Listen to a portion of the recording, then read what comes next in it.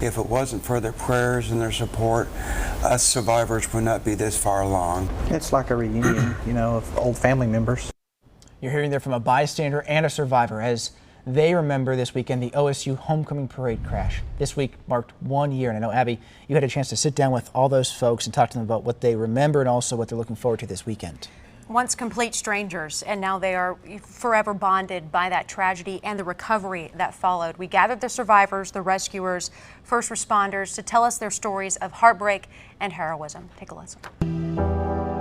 It was a dark situation, and some people were dealt a very dark hand that day. I felt like somebody had personally attacked me. I thought he was dead when I found him.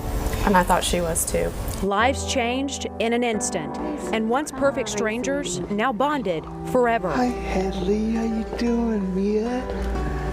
You guys are awesome. You know that? Do you know who that guy is back there? Which guy? This guy. Pistol Pete. That's Pistol Pete. Yeah.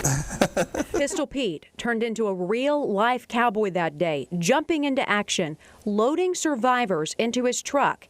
And in our studios for the first time, he reunited with a man he has not seen since that day. The two of them worked together to get victims to the hospital. I've talked about him a lot, saying there was another man in my truck. As I have also. Yeah. He pulled that Pistol Pete head out of the truck and just gave it to the crowd so we could load a young man into his back seat. And then I don't know how, but he got us out of that mess and to the hospital. It was a miracle. And meanwhile, these two have become like family. What do you call him? What's his name? Leo the superhero. Leo the superhero? Why do you call him a superhero? He saved my life. They really helped me heal and move forward, because if it wasn't for them and their prayers, who knows what would have happened. He lost his leg in the parade crash, but Leo the superhero always remembering those who lost a lot more. The 4 people that have passed away, they don't have anybody to hang on to anymore. And that's really going to hurt myself and these other survivors. Emotions ran high, remembering those who were killed and acknowledging those who stepped in when they didn't have to. Jackie Black, one of our dispatchers, was a new mother, and she was sitting there holding her baby, kind of rocking the baby and taking notes and answering the phone because she just heard, and she came to work to help any way that they could. And the people here also had a message for the suspect and her family. I kindly remind people that is somebody's daughter.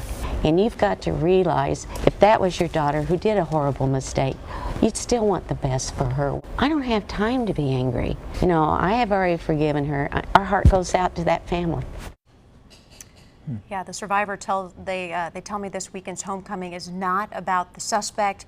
It's about closure. It's about honoring those who died.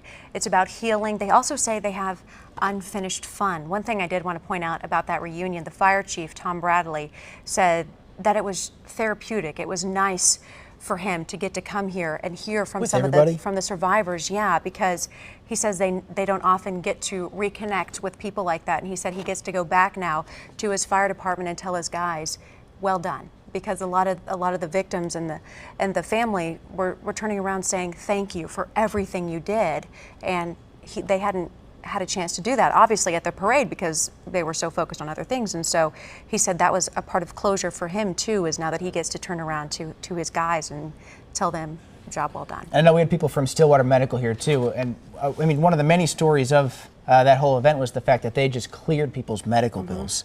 They just said you don't have to pay a cent, and right. When you think about the act that is as well, what I was struck by watching this piece again with you right here is just the mixture of emotions they have about this event and about this weekend coming up, about homecoming, that's going to happen here in the next 48 hours. It was just a slew of emotions. It really was a roller coaster. I know that's a cliche to say, but that's really what that reunion was. It was very sad going back and talking about the 4 people who passed away, those who were critically injured. Hadley Wyatt, the 8-year-old little girl who didn't have anything left on her face. Leo, who lost his leg.